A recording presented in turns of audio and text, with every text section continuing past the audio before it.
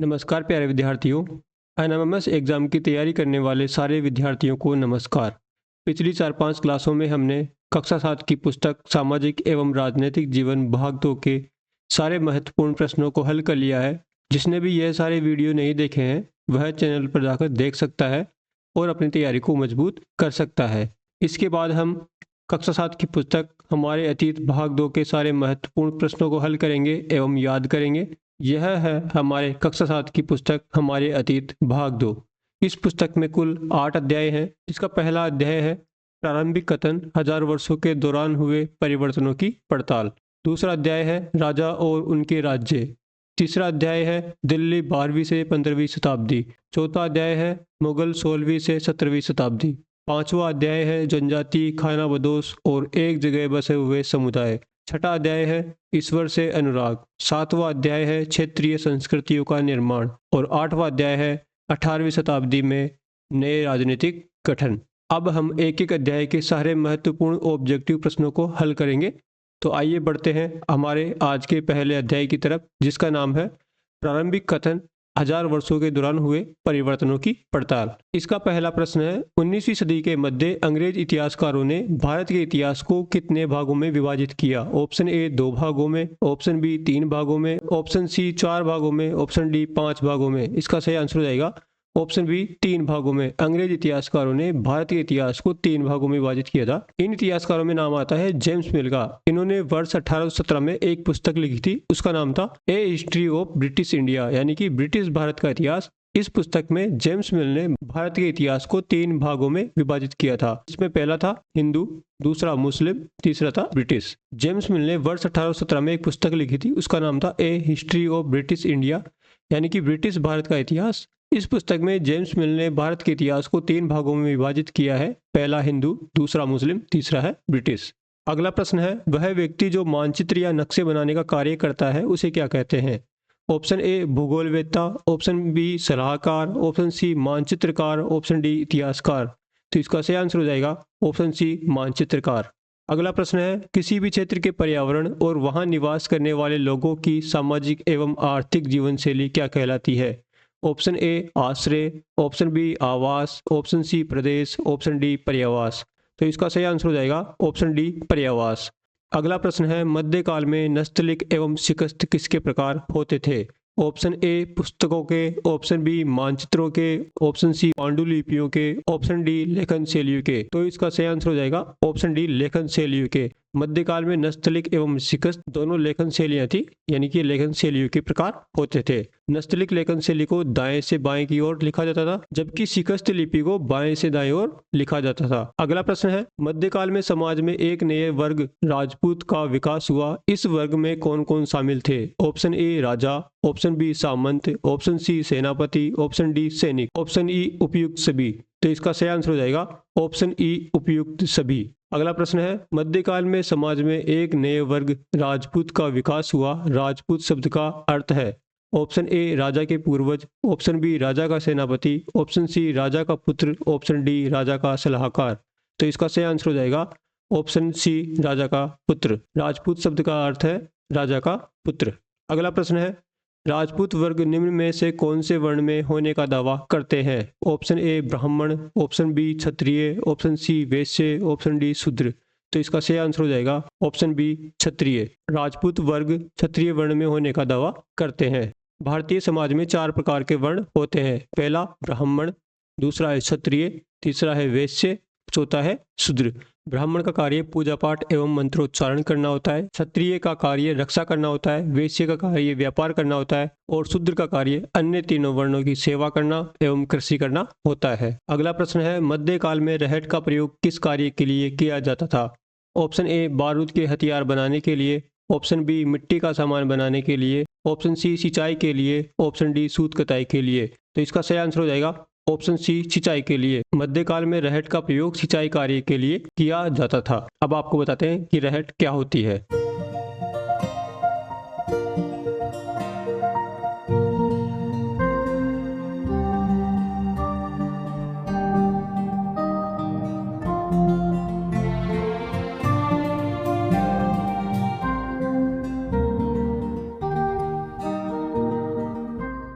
यह थी रहट जिसका प्रयोग सिंचाई हेतु कुओं, बावड़ियों आदि से पानी निकालने के लिए किया जाता था। अगला प्रश्न है, ऐसा स्थान जहां दस्तावेजों और पांडुलिपियों को संग्रहित किया जाता है उसे क्या कहते हैं? ऑप्शन ए पुस्तकालय, ऑप्शन बी सभागार, ऑप्शन सी संग्रहालय, ऑप्शन डी अभिलेखागार। तो इसका सही आंसर हो जाएगा एक ऐसा स्थान जहां दस्तावेजों और पांडुलिपियों को रखा जाता था उसे अभिलेखागार कहते हैं। अगला प्रश्न है, पांडुलिपियों की हाथ से प्रतिकृति जिसे अपन बोलते हैं नकल बनाने का कार्य कौन करता था? ऑप्शन ए सामंत, ऑप्शन बी खजांची, ऑप्शन सी लिपिक या नकल नवीस, ऑप्शन डी सेवक। इसका सही आंसर हो जाएगा ऑप्शन सी लिपिक या नकल नवीस। अगला प्रश्न है, संस्कृत भाषा के बारे में यह किसने कहा कि यह किसी क्षेत्र की भाषा नहीं है, यह एक प्राचीन भाषा है जिसे केवल ब्राह्मण जानते हैं, आम जनता नहीं? Option A Shihabuddin Umari, option B Minhaj ए Siraj, option C Amir Khusro, option D al इदरसी।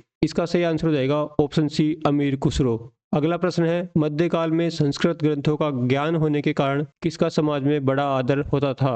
Option A मुगलों का, ऑप्शन बी क्षत्रियों का, ऑप्शन सी राजपूतों का, ऑप्शन डी ब्राह्मणों का। तो इसका सही आंसर हो जाएगा ऑप्शन डी ब्राह्मणों का। अगला प्रश्न है, 14वीं सदी के इतिहासकार जियाउद्दीन बर्नी ने अपना पहला वृत्तांत कब लिखा था? ऑप्शन ए 1354 ईस्वी में, ऑप्शन बी 1355 ईस्वी में, ऑप्शन सी 1356 ईस्वी में, ऑप्शन डी 1358 ईस्वी में। आपको बताना है कि 14वीं सदी के जो इतिहासकार थे जियाउद्दीन बर्नी, इन्होंने अपना पहला वृत्तांत कब लिखा था? तो इसका सही आंसर हो जाएगा ऑप्शन सी 1356 ईस्वी में। अब चलते हैं अपन अपनी एनसीईआरटी पुस्तक की ओर। इसमें लिखा है 14वीं शताब्दी के इतिहासकार जियाउद्दीन बर्नी ने अपना पहला वृत्तांत पहली बार 1356 में और दूसरी बार इसके 2 वर्ष बाद लिखा था। दोनों में अंतर है, लेकिन 1971 तक इतिहासकारों को पहली बार वाले वृत्तांत की जानकारी ही नहीं थी। यह पुस्तकों के विशाल संग्रह में कहीं दबा पड़ा था। अगला प्रश्न है, हिंदुस्तान शब्द का सर्वप्रथम प्रयोग करने का श्रेय किस इतिहासकार को है? Option A Shihabuddin Umari, option B Minhaj ए Siraj, option C Amir Khusro, option D al Idrisi. इसका सही आंसर हो जाएगा मिनहाज ए सिराज। अगला प्रश्न है, 13वीं सदी में मिनहाज ए सिराज ने हिंदुस्तान शब्द का प्रयोग किन स्थानों के लिए किया था? ऑप्शन ए गंगा ब्रह्मपुत्र के क्षेत्र के लिए, ऑप्शन बी गुजरात, मध्य प्रदेश व उत्तर प्रदेश के लिए, ऑप्शन सी राजस्थान, उत्तर प्रदेश व यमुना के क्षेत्र के लिए, ऑप्शन डी पंजाब, हरियाणा व गंगा यमुना के बीच के क्षेत्र के लिए। आपको बताना है कि 13वीं सदी में मिनहाज ए सिराज ने हिंदुस्तान शब्द का प्रयोग किन किन स्थानों के लिए किया था? तो इसका सही आंसर हो जाएगा ऑप्शन डी पंजाब, हरियाणा व गंगा यमुना के बीच के क्षेत्र के लिए मिनहाज ए सिराज ने हिंदुस्तान शब्द का प्रयोग किया था। अब बात करते हैं अपन फारसी इतिहासकार मिनहाज ए सिराज के बारे में। 13वीं सदी में जब फारसी के इतिहासकार मिनहाज ए सिराज ने हिंदुस्तान शब्द का प्रयोग किया था तो उसका आशय पंजाब, हरियाणा और गंगा यमुना के बीच स्थित इलाकों से था। उसने इस शब्द का राजनीतिक अर्थ में उन इलाकों के लिए इस्तेमाल किया जो दिल्ली के सुल्तान के अधिकार के क्षेत्र में आते थे। अगला प्रश्न है, अमीर खुसरो ने हमारे देश के लिए कौन सा शब्द प्रयोग में लिया था?